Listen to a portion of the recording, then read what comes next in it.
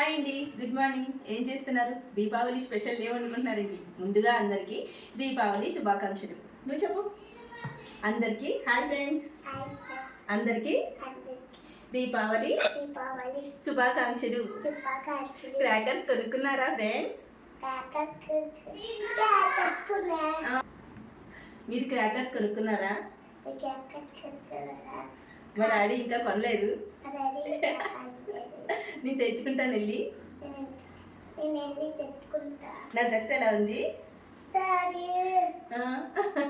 నా డ్రెస్ ఎలా ఉంది? డ్రెస్ ఎలా ఉన్నాడు? నేను ఎలా ఉన్నాను చెప్పండి, కామెంట్ చేయండి.